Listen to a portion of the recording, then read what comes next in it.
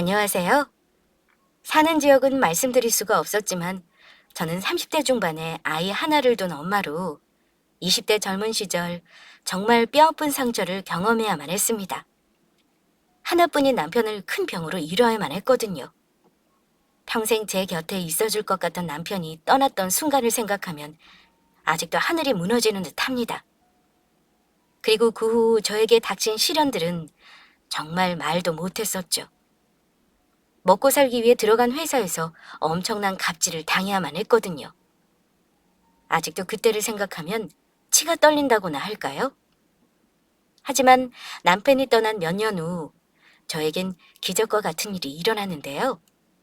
갑질하던 회사를 제대로 혼내주며 잃어버렸던 가족까지 찾게 되었으니까요.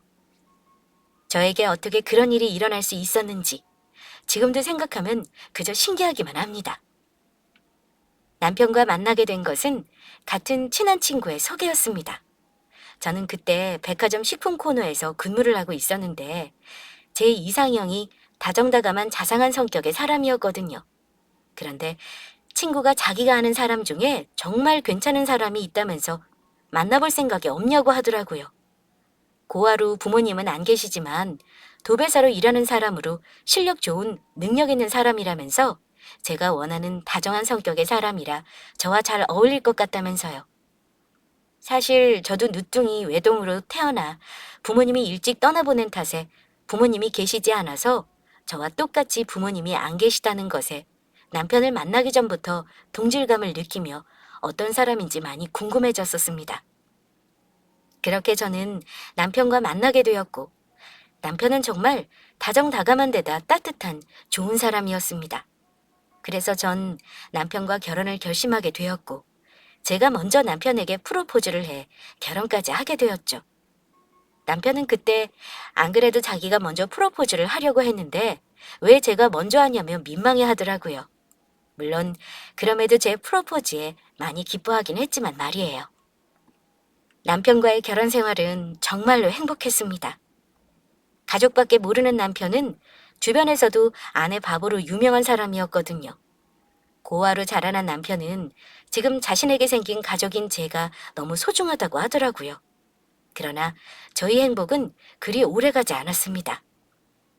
남편이 너무 천사 같고 좋은 사람이어서 그런지 하늘에서 너무나도 빨리 데려가 버렸거든요. 제가 결혼하고 4년쯤 흘렀을까? 저희 아들이 태어나고 막 돌이 지났을 무렵이었습니다. 어느 순간부터 남편이 계속해 소화가 잘 안 되고 옆구리가 아프다고 하더니 혈변까지 보기 시작한 겁니다.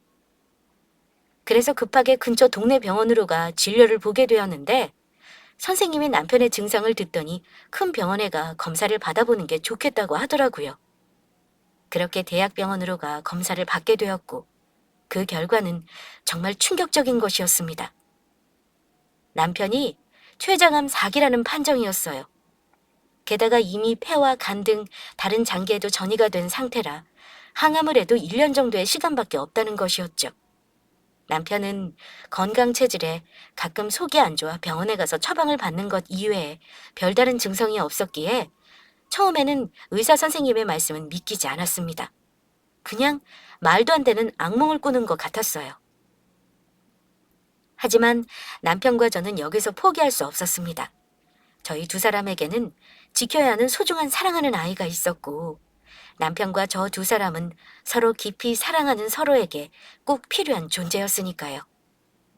그래서 남편은 그 후 열심히 항암 치료를 받으며 어떻게든 살기 위해 노력했습니다. 다행히 남편은 항암 치료가 효과가 있었는지 암세포도 크게 줄어들고 있었고 저희에게 희망이 생기는 듯 했죠. 그러나 그도 잠시 남편의 상태는 다시 악화하기 시작했습니다. 그러던 어느 날 남편은 비쩍 마른 몸으로 저에게 이야기하더라고요. 여보, 나 우리 지훈이 대학교 들어갈 때까지만이라도 살고 싶어. 나 지금 죽고 싶지 않아. 내가 당신이랑 우리 지훈이를 두고 어떻게 떠나. 여보, 나 아직 죽는 게 두렵고 너무 무서워. 나도 그래. 나도 당신이 떠나는 게 두렵고 너무너무 무서워. 당신 없이 이 세상을 나보고 어떻게 살라고. 나도 당신이 우리 지은이 대학 갈 때까지만이라도 떠나지 않고 내 곁에 살아줬으면 좋겠어. 그러니까 자기야, 어떻게든 살아. 어떻게든 살아서 우리 지훈이 대학 가는 것도 보고 결혼해서 자식 낳는 것도 보면서 예전처럼 행복하게 살자. 지훈 아빠, 나 두고 가지 마. 여보, 내가 열심히 노력해 볼게. 어떻게든 버텨서 내가 당신이랑 우리 지훈이 곁에 있을 거야. 지훈 아빠. 그러나 결국 저는 남편을 편히 보내주는 길을 선택할 수밖에 없었습니다. 더 이상 차도도 없었고 저희 곁에 있으려고 노력하는 남편이 항암 치료를 하며 너무 힘들고 고통스러워했으니까요. 짧은 시간이라도 남은 시간 남편과 아이 그리고 저 이렇게 세 식구서 행복하게 보내자는 생각이었죠. 그래서 남편이 지내는 병원도 호스피스 병원으로 옮기게 되었어요. 그러던 어느 날인가 그날은 날씨도 좋고 하늘도 맑은 날이었는데 그래서 그런지 남편이 컨디션이 매우 좋아 보이는 날이었는데 남편이 살며시 저에게 이야기하더라고요. 여보, 내가 당신이랑 지훈이만 남겨놓고 먼저 가서 미안해. 그래도 내가 하늘에서 당신이랑 우리 지훈이 지켜줄 테니까 아무 걱정하지 말고 잘 지내야 해. 내 몫까지 당신이랑 지훈이가 행복하게 열심히 살아줘. 그리고 지훈이가 사람 말을 알아들을 수 있는 나이가 되면 내가 얼마나 지훈이를 사랑했는지 꼭 이야기해줘. 아빠는 영원히 지훈이 사랑한다고. 그래, 꼭 그렇게 이야기해줄게. 우리 지훈이 꼭 누구보다 행복한 아이로 키울 테니까. 그러니까 여보, 아무 걱정하지 말고 우리 남은 시간 행복하게 잘 지내자. 그래, 그러자. 다 나은 사람처럼 컨디션이 좋아 보이던 남편은 다음날 갑자기 혼수 상태에 빠지게 되었습니다. 그리고 다시는 눈을 뜨지 않았죠. 누구보다 편안한 모습으로 저희 곁을 떠났어요. 그래도 아주 조금이긴 하지만 생각보다 저희 곁에 오래 머물러준 남편에게 고마울 따름이었습니다. 아쉬운 점이 있다면 고아였던 남편의 가족을 끝내 찾아주지 못했다는 것이었습니다. 남편이 어린 시절 가족들을 어떻게 잃어버렸는지 기억이 없었고 남편이 아프고 나서 남편과 아이를 돌보느라 그럴 생각을 전혀 하지 못했거든요. 그런데 막상 남편이 떠나고 나니 어떻게 해서든 남편의 가족을 찾아주기 위해 조금이라도 노력을 할 거라는 후회가 남았습니다. 하지만 전 남편이 떠난 사실에 계속해 후회하며 아쉬워할 여유가 없었습니다. 당장 앞으로 저와 3살짜리 어린 아들 두 가족이 먹고 살 걱정부터 해야 했으니까요. 게다가 아무리 의료시비 보험을 들었다고 하지만 남편이 아프며 진 빚들도 많이 남아 있었으니까요. 그때는 이미 남편의 병원비에 저희 생활비로 모아두었던 돈도 다 쓰고 이미 집까지 이사해 전세에서 월세로 바꾼 상황이었거든요. 그래서 전 어린 아들을 어린이집에 맡겨놓고 일을 시작하게 되었습니다. 하지만 결혼 후 아이를 낳고 남편을 간병하다 보니 오랜 시간 사회생활을 하지 않은 경력 단절이 된 상황이었고 그래서인지 저를 뽑아주지 않더라고요. 그렇게 해서 알바를 하며 몇 개월 동안 일을 찾다 겨우 취업하게 된 곳이 직원이 15명 남짓되는 김치를 만드는 작은 김치 공장이었습니다. 다행히 같이 일하게 된 동료들도 모두 좋은 분들이었고요. 그런데 막상 회사에 붙고 나니 한 가지 이상한 의문이 들더라고요. 회사에 들어가게 돼서 알게 된 사실인데 같이 일하시는 동료들도 좋고 다른 곳보다 월급도 많이 주시는데 회사에서 일할 직원을 뽑기가 힘들었다는 이야기였습니다. 그리고 얼마 지나지 않아 그 이유를 알게 되었죠.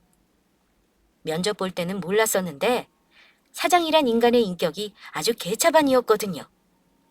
직원들에게 갑질이란 갑질은 다 하며 괴롭히는 못된 인간이었습니다. 직원들에게 터무니없는 세탁소 심부름에 음료수 심부름, 게다가 회사를 오래 다닌 몇몇 직원들에게는 욕설까지 하며 휴일에 본인 집에 불러 청소까지 시키는 것이었습니다. 게다가 월급이 많다고 생각했던 것도 전부 저의 오해였어요. 회사에 들어가고 근로계약서에 쓰여 있을 때는 설마 했었는데 추가 수당 없이 퇴근 후에도 잔업이 많았던 것이었습니다. 그래놓고 정작 사장 본인은 늦게 출근해서 일찍 퇴근하기를 밥 먹듯이 했고요. 그러던 어느 날 제가 회사에 입사해 다닌 지 5개월쯤 지났을까 사장이 기어이 저에게도 터무니없는 일을 시켜온 것이었습니다. 선민 씨, 이따 점심시간에 밥 먹고 할 일 없지? 그래서 하는 말인데 밥 다 먹고 나면 내 차 좀 깨끗하게 세차해놔. 네? 제가 사장님 차를요? 그래. 그럼 차 세차를 선민 씨가 하지. 사장인 내가 해? 직원이 사장이 타고 다니는 차 깨끗하게 닦아놓는 건 당연한 거 아니야? 난 이 회사의 얼굴이라고. 반짝반짝 윤이 나게 닦아놔야 할 거야. 내 차 비싼 외제차니까 기스나지 않도록 조심하고.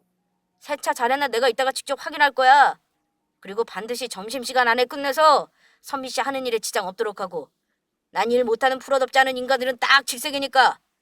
내가 번 돈으로 월급 받아가면서 그 정도는 해야 되지 않겠어? 내가 월급 주는 만큼 밥값은 제대로 하라고. 직원에게 본인의 사적인 일을 시키면서 프로페셔널까지 들먹이는 사장놈의 행동이 어이없었습니다. 본인의 행동이야말로 직원들에게 갑질이나 하고 일도 제대로 안 하는 사장답지 않는 모습이었으니까요. 그런데도 회사가 굴러가는 게 신기하게 느껴질 정도였어요. 사장의 못된 갑질에 화가 나긴 했지만 당장 회사를 관두면 먹고 살 걱정부터 해야 했던 저는 어쩔 수 없이 참고 회사에 다닐 수밖에 없었습니다. 그리고 사장이 저에게 갑질을 하지 않은 건 아니었지만 오래 다닌 직원이 아니라서인지 딱히 심하게 괴롭히는 일도 없었고요. 그런데 제가 회사에 다니고 2년 정도 되었을 때 예기치 못한 일이 터지고 말았죠. 공장에서 일하고 있는데 저희 아이가 있는 어린이집에서 급하게 연락이 온 것입니다. 아이가 갑자기 열이 나고 심하게 구토까지 하며 아프다는 것이었죠. 어차피 회사 퇴근 시간도 얼마 남지 않았고 거래처에서 김치를 주문한 물량도 적었던 날이라 저는 그날 팀장님께 사정을 말씀드리고 급하게 퇴근을 하려고 했습니다. 그런데 그날따라 일찍 퇴근을 하지 않고 회사에 남아있던 사장놈이 퇴근하려는 저를 붙잡는 것이었어요. 선민 씨, 지금 어디 가는 거야? 저희 아이가 아프다고 어린이집에서 갑자기 연락이 와서 반차 쓰고 가보려고요. 뭐? 우리 직원들 중에 월차나 반차 쓰는 직원들이 있었어?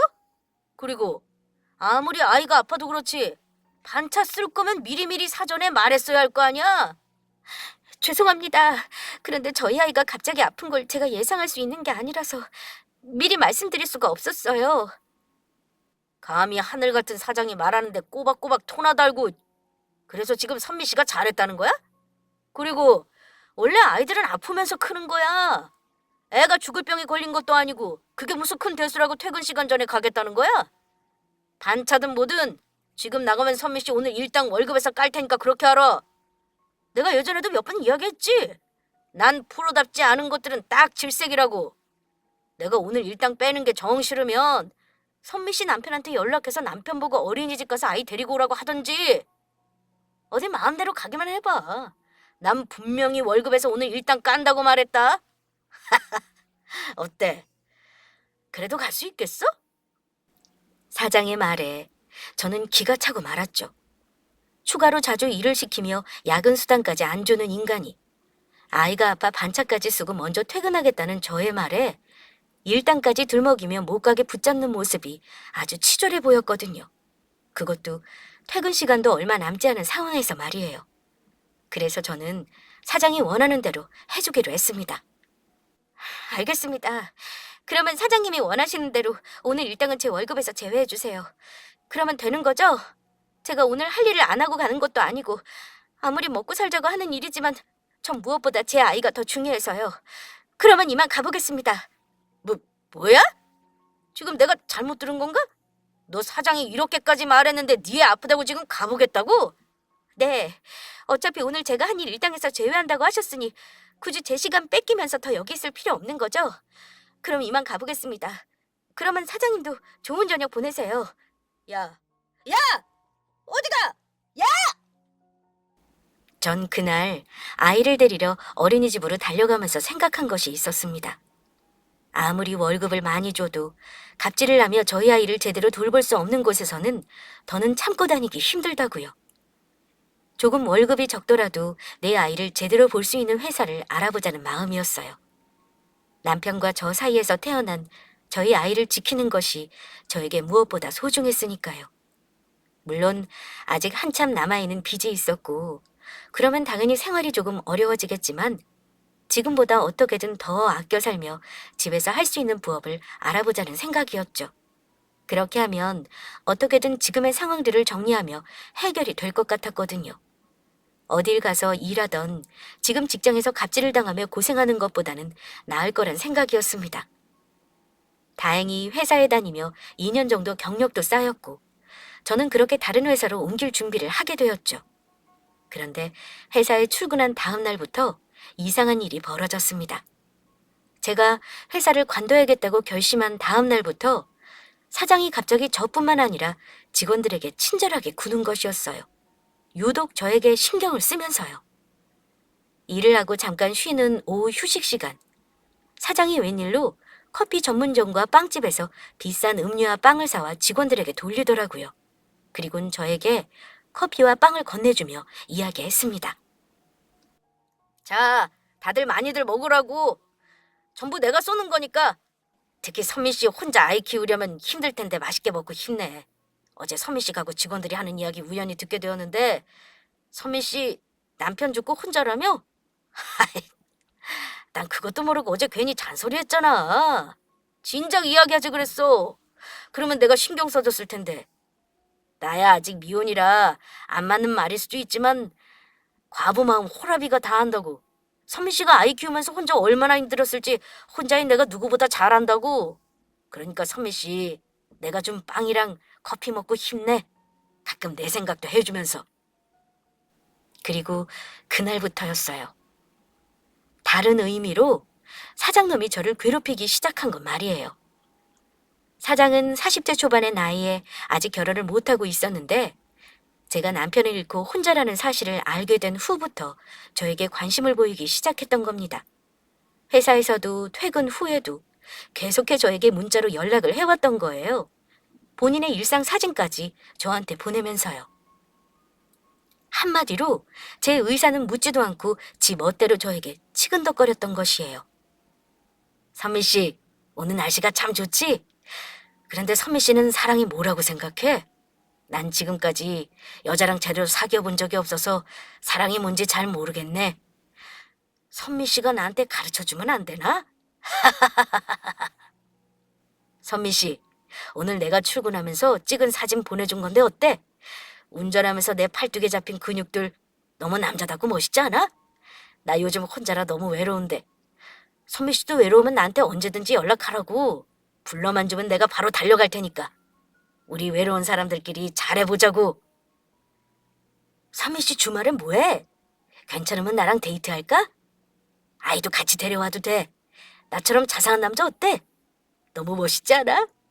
그러니까 이제 그만 튕기고 나한테 넘어오는 게 어때? 선미 씨도 좋으니까 내가 문자 보내는 거 받아주면서 가만히 있는 거 아니야. 내 말이 틀려? 어디서 나 같은 남자 만나기 어렵다고? 그러니까 잘 생각하는 게 좋을 거야. 내가 선미 씨 회사 사장이라는 것도 잊지 말고. 답장도 안 하는데도 계속해 저에게 문자를 보내는 사장놈의 더러운 행동에 저는 안 되겠다고 생각했죠. 원래는 회사를 알아봐 붙고 나면 관두려고 했었는데 그냥 이참에 말하고 관둬야겠다는 생각이 들더라고요. 그래서 저는 인간 같지도 않은 사장님한테 문자로 한마디 해주었습니다. 사장님, 이러는 거 불편하니 다시는 안 하셨으면 좋겠습니다. 저는 사장님과 개인적으로 인연 맺을 생각이 전혀 없으니까요. 자꾸 이렇게 못살게 괴롭히시면 전 사장님 전화랑 문자 차단할 수밖에 없습니다. 뭐야? 지금 차단이라고 했냐? 이게 불쌍해서 잘해줬더니 감히 사장 전화를 차단하겠다고? 너 두고 보자. 내가 어떻게 알아? 앞으로 너 회사 생활 좀 힘들어질 거다.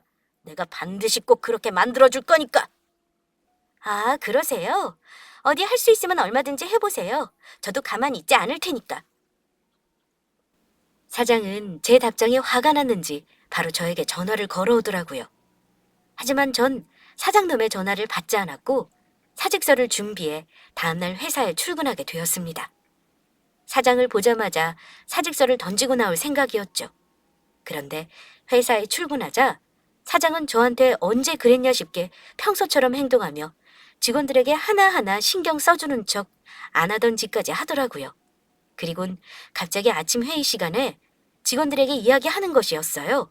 오늘은 일을 일찍 끝내고 비싼 곳에 가서 좋은 저녁을 사주겠다면서 직원들과 평소 잘 하지도 않던 회식을 한다는 것이었죠.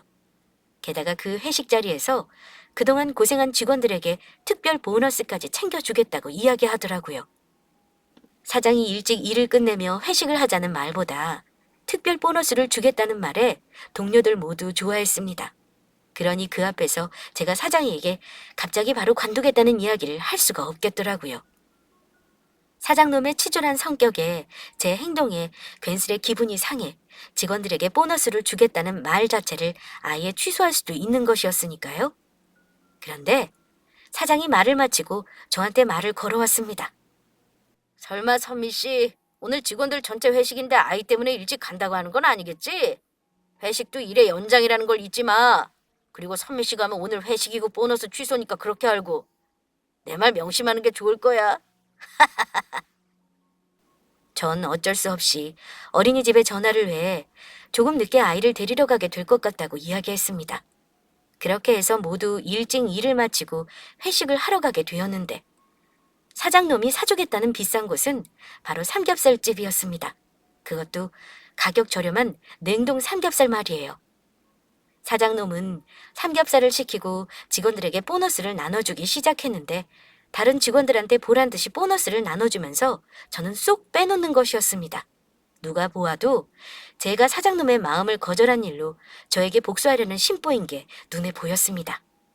그런데 다른 사람들에게 보너스를 주면서 저를 빼놓고 주지 않는 일에 제가 묻지 않고 가만히 있자 먼저 이야기를 꺼내더군요.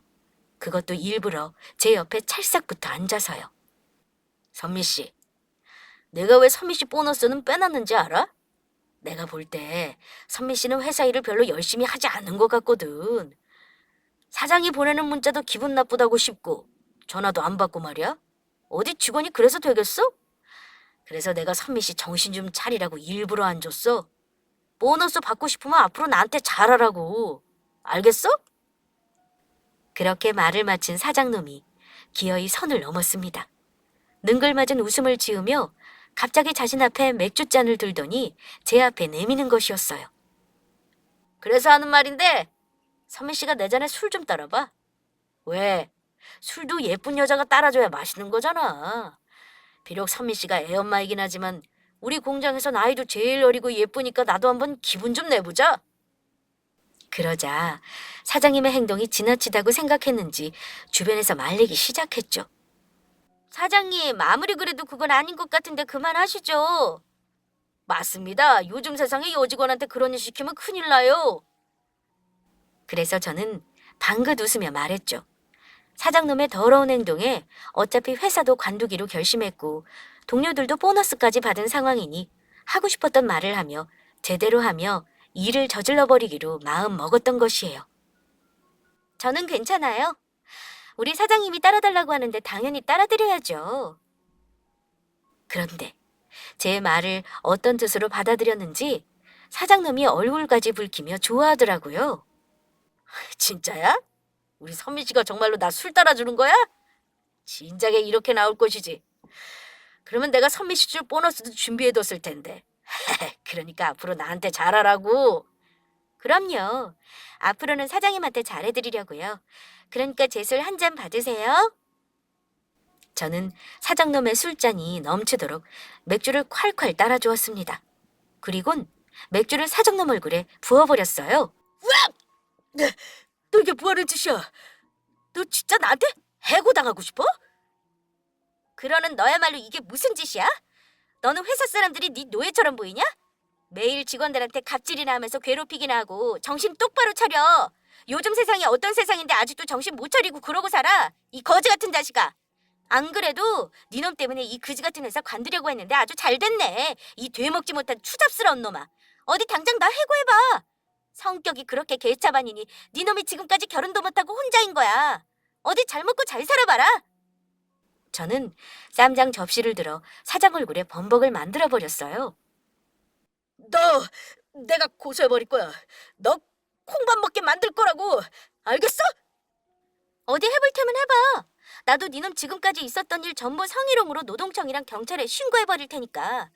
내가 그동안 나한테 보낸 문자 메시지랑 계속 전화해서 괴롭힌 것까지 전부 증거로 모아놨어. 그리고 여기 식당 위에 저기 CCTV 보이냐?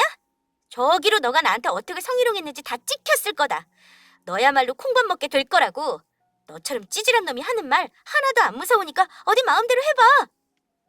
그리고 저는 마지막으로 사장놈 얼굴에 준비해놨던 사표를 갈겨주었습니다.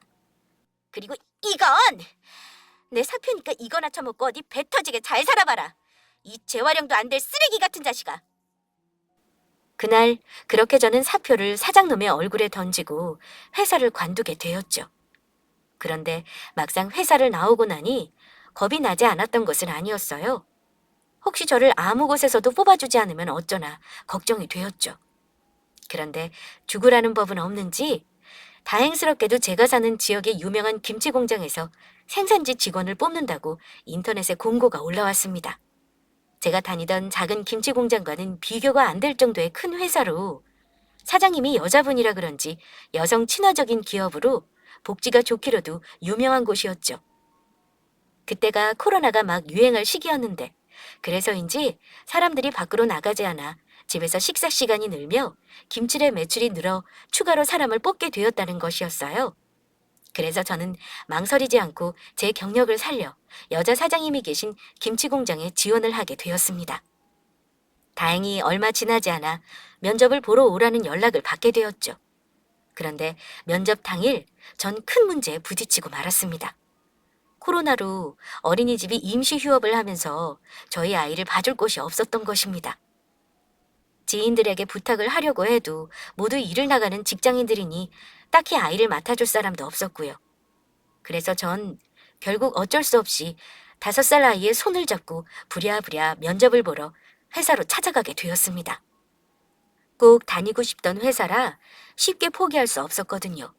그런데 면접을 보기 위해 아이를 데려온 저를 보며 모두 쳐다보며 이상하게 생각하더라고요. 그리고 순서대로 사람들이 하나씩 면접을 보며 저 또한 면접을 보러 면접장 안으로 들어가게 되었습니다. 면접관들이 3분이 앉아 있었는데 회사 면접장에서 아이를 데려온 저를 보며 면접관 분들이 조금 당황한 듯 보였습니다. 그래서 저는 면접관 분들에게 사과부터 해야 했죠. 죄송합니다. 코로나 때문에 어린이집이 임시 휴업을 해서 아이를 데리고 올 수밖에 없었어요. 그러자 거기서 제일 높으신 분으로 보이는 여성분이 말씀을 하시더라고요. 회사에 지원하며 인터넷으로 회사 홈페이지를 확인해 봤는데 회사 사장님으로 보였습니다. 아니에요. 코로나 때문에 여기저기 피해보는 사람들이 많으니 당연히 그럴 수도 있죠. 여기 사람들 다 애 키워봤던 엄마들이니 괜찮아요.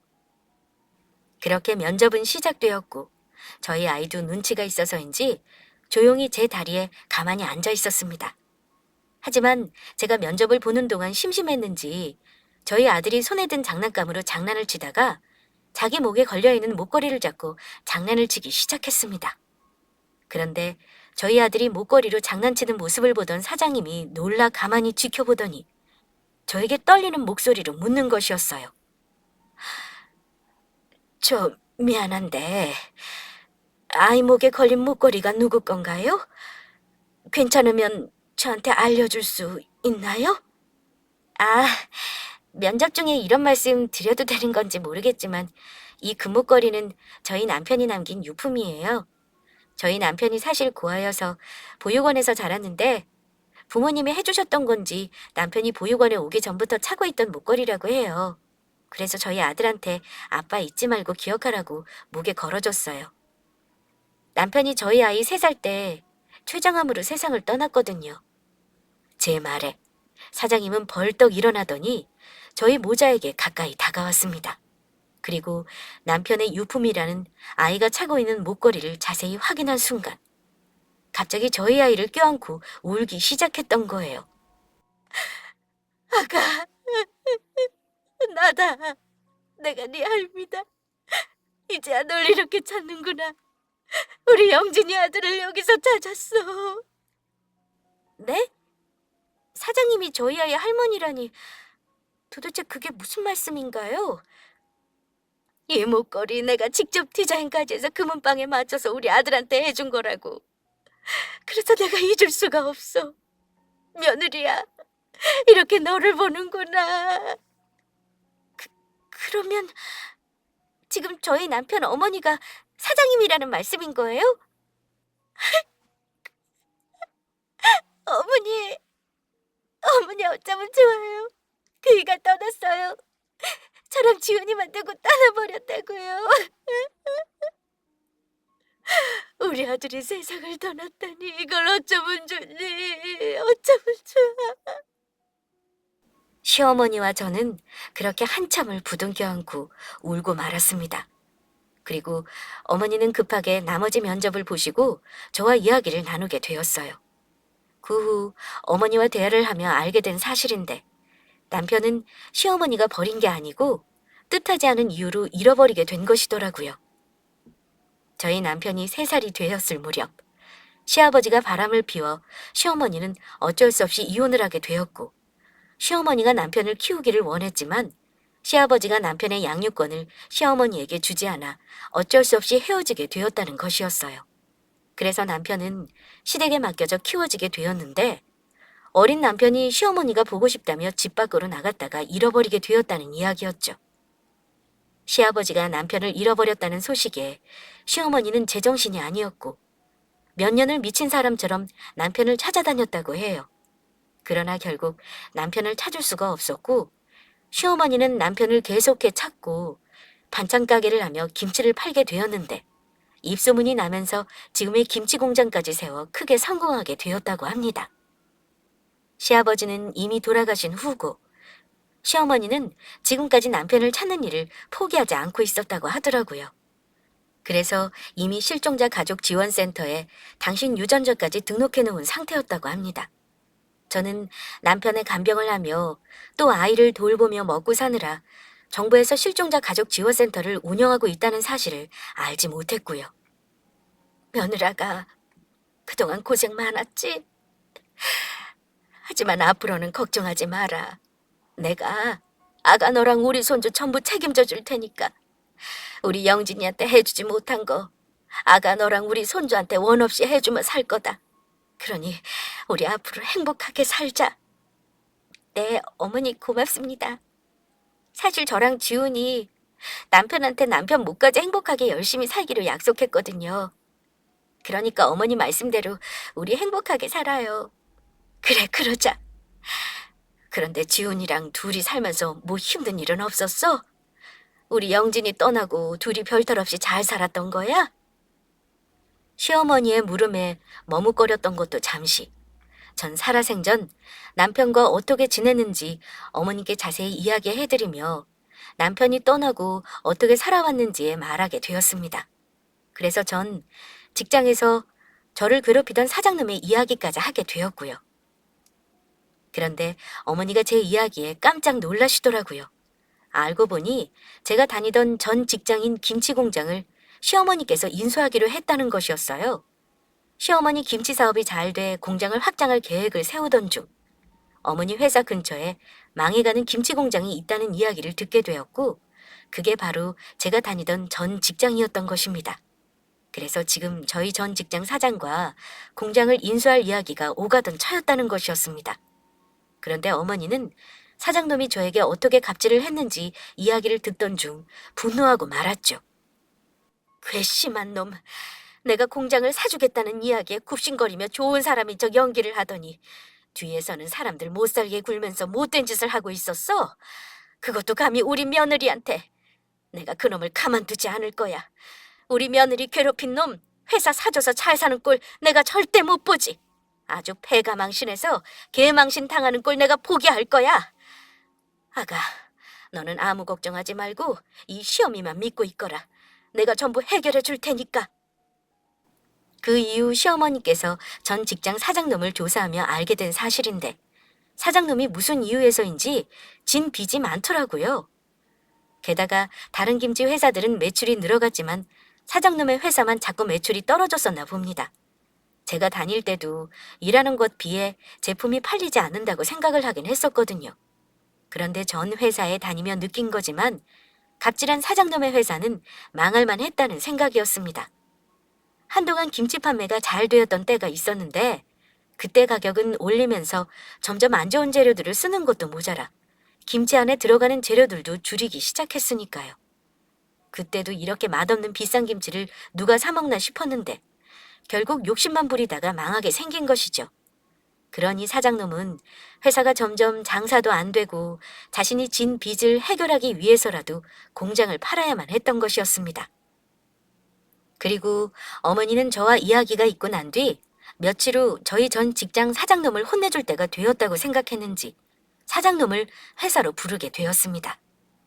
그리고 어머니와 제가 있는 대표 이사실로 사장놈이 오도록 만들었죠. 사장놈은 대표 이사실로 들어오면서 생각지도 못한 제가 있는 모습에 몹시 당황한 눈치였습니다. 그러면서 제가 이곳에서 일을 하게 되어 시어머니와 함께 있다고 생각한 건지 혹시 제가 시어머니한테 말을 옮기며 사장놈의 회사에 대해 이상한 소리를 했을까봐 걱정하는 눈치였죠. 서민 씨, 회사 간두더니 여기 회사로 온 거였어? 오랜만에 보니 반갑네. 근데 차 사장님 무슨 일로 저를 회사까지 불러보자고 하신 건가요? 뭐 그리 특별한 일은 아니고 아무래도 박 사장네 회사 인수하려고 했던 계획을 전면 취소해야 할 것 같아서 보자고 했습니다. 예? 갑자기 이제 와서 취소라뇨? 그게 무슨 말씀입니까? 알아보니 내 놈이 네 회사에서 내 새끼 못살게 구고 괴롭힌 천하의 나쁜 놈이었더군. 그것도 모르고 내가 니놈 회사 사주면서 니놈 배만 불려줄 뻔했어. 제가 언제 최 사장님 새끼를 못살게 굴고 괴롭혔다는 건가요? 최 사장님 자제분이 저희 회사에 다니면서 일을 하기라도 했단 말씀입니까? 그래 이놈아! 직접 보면서도 몰라? 여기 내 옆에 앉아있는 김선미가 바로 내 며느리다. 우리 아들 안사람이라고.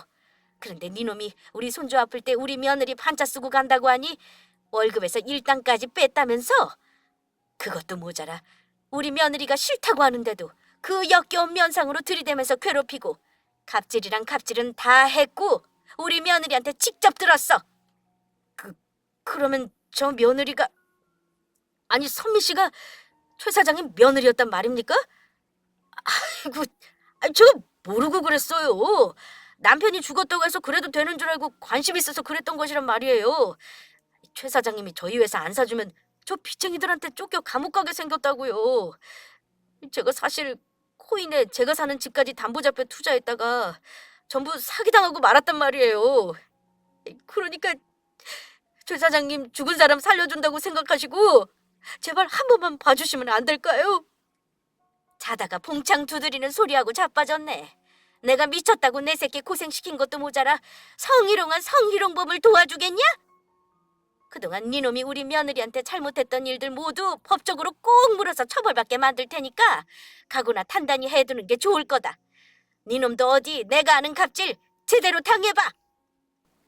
그러자 사장놈은 이번에는 저를 붙잡고 울며 매달렸습니다. 선미씨, 아니 사모님, 제가 사모님이 누군지 모르고 그동안 주제도 모르고 까불었습니다. 제가 전부 잘못했어요. 이렇게 빌 테니까 제발 최 사장님 마음 좀 되돌려 주시면 안 될까요? 그렇게만 해주시면 제가 앞으로 사장님을 은인으로 모시겠습니다. 미쳤냐? 내가 너 같은 놈을 도와주게? 앞으로 네가 했던 행동들이 어떤 것들이었는지 벌 받으면서 제대로 느끼며 살아봐. 저에게 갑질하며 괴롭히던 사장놈은 결국 경비분들에게 끌려가며 시어머니 회사에서 쫓겨나고 말았습니다. 결국 사장놈은 어머니가 김치 공장을 사주지 않아 본인의 김치 공장과 함께 쫄딱 망하고 말았고 사장놈은 저에게 성희롱을 한 것과 더불어 사장놈 회사에서 일하던 직원들에게까지 그동안의 괴롭힘에 대해 고소를 당했습니다. 게다가 빚쟁이들에게 빌린 돈까지 갚지 못해 끝내는 교도소 신세까지 지게 되었죠.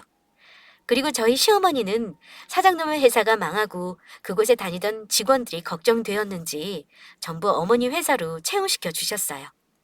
새로 신입사원을 뽑느니 숙련된 경력직 직원들을 데리고 오는 게 훨씬 낫다면서요. 그리고 그 이후 사람 일은 혹시 모르는 일이라 저희 아들과 시어머니의 유전자 검사를 마친 후 저와 저희 아들은 시어머니와 함께 살게 되었습니다. 시어머니는 그동안 지은 저희 빚까지 전부 갚아주셨고요. 시어머니는 처음으로 남편이 있는 납골당을 찾아간 날 많이 우셨습니다. 저도 어머니를 따라 많이 울었고요. 그날 어머니와 함께 남편에게 약속을 했습니다. 이제는 저와 저희 아이뿐만 아니라 어머니도 함께 남편 몫까지 행복하게 열심히 살아가기로요. 그리고 남편과 한 또 하나의 약속대로 저희 아들에게 남편이 얼마나 사랑했는지 이야기해 주었습니다. 그렇게 시어머니를 만나고 3년이 훌쩍 지난 지금도 남편의 납골당에서 했던 약속을 떠올리며 저희 세 식구는 행복하게 열심히 살아가고 있습니다. 아이는 건강하게 자라 벌써 초등학생이 되었고 저도 일한 경력을 살려 시어머니를 따라 김치 사업을 도와드리고 있어요. 사람이 살면서 예기치 못한 뜻밖의 불행도 찾아오지만 또 생각지도 못한 행복한 만남의 순간도 찾아오는 것 같습니다. 아직도 남편이 많이 그립고 보고 싶은 것도 사실이지만 지금 제가 받게 된 모든 행복들 전부 남편이 저와 저희 아이 그리고 시어머니를 위해 보내준 선물이라 생각하며 앞으로도 행복하게 살아보려 해요. 그리고 하늘에 있는 남편에게 전하고 싶은 말이 있었는데 다음 생에에도 우리가 만나게 되면 꼭 제 남편으로 태어나달라고 하고 싶습니다. 그리고 그때는 오래오래 행복하게 살아보자고 이야기하고 싶어요. 절대 헤어지지 말자고요. 그러면 이만 제 사연을 줄이도록 하겠습니다. 모두 함께 해주셔서 감사합니다.